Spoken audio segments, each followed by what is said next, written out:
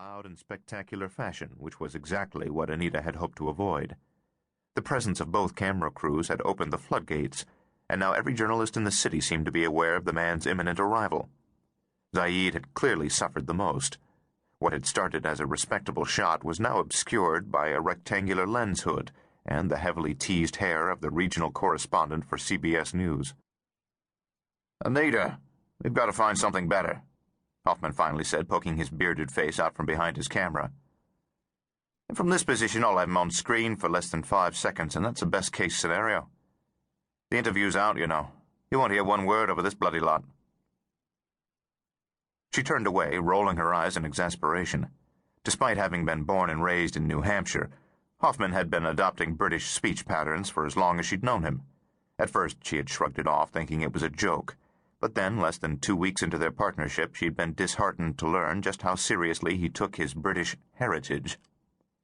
Anita had coached him against the annoying habit on several occasions, but this time she let it slide and began weighing her options, trying to visualize the shot from various locations. The second-floor balcony was no good. From where she was standing, she could see that the angle was all wrong, and besides, there seemed to be a number of security men blocking the stairs. At the same time, pulling back wouldn't help in the least. In fact, it would put her on the outskirts, where her separation from the crowd, ironically, would be too great. Viewers wanted a sense of excitement, a sense of being in the thick of things, but they also wanted exclusive material. A good compromise was nearly impossible to find, and Hoffman wasn't helping at all. "You know, I'd be surprised if the man even shows up," he remarked in a languid drawl. "Once he finds out the press is here, he'll probably stay in the zone. Besides, if he was coming, he would have been here an hour ago." "He'll come," Anita said, trying to push down her own rising doubts. Although the Sunni-dominated insurgency had been surprisingly quiet of late, the number of attacks had been increasing steadily since 2003, rising at a rate of approximately 14% per year. In accordance with the growing threat, Baghdad's major hotels, especially those that catered primarily to Westerners, had substantially enhanced their collective security measures, but the danger was still very real. "This place is like a fortress, Tim. Didn't you see the gates outside? Besides, the man has bodyguards, police escorts. He'll come, you'll see." As Zaid maneuvered for position in the lobby, radio calls were steadily streaming out to the static posts that had already been set up on both ends of Abu Nowas Street, 300 yards in either direction. Inside the building, the reporters had been watched from the start by a rotating group of plainclothes officers with the Iraqi police service. The men who comprised the advance team had been carefully selected for their religious and political affiliations. All were Shiite Muslims, and most belonged to the Dawa party, not unlike the man they were assigned to protect. From their position on the second floor, the security officers were able to maintain a constant watch on the crowd below.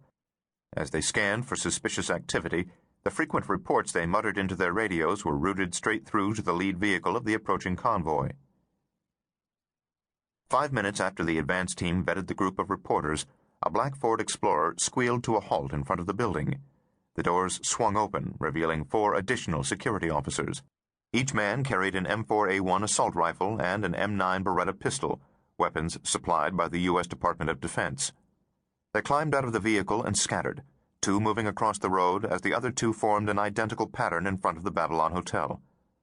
The goal was to set up a hasty perimeter for the following car, a close-quarter protection technique perfected by the State Department's Diplomatic Security Service many years earlier.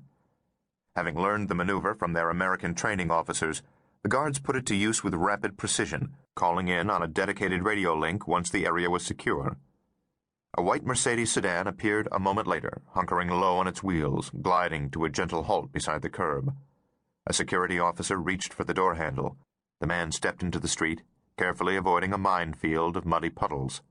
The officers converged, and the man was swept from view. Inside the building, Anita Zaid was navigating the outskirts of the crowd when the reporters pressed forward without warning, their voices erupting in a torrent of unintelligible questions. "Ah, shit," Hoffman said. "Come on, we've got to—" "No, we do it right here." Anita swore under her breath, furious at being caught out of position but determined to make the best of it. She turned her back to the crowd and fixed her hair, checked her mic, and smoothed her skirt in one fast motion. "Give me the count, Tim. Let's go. We'll make it work."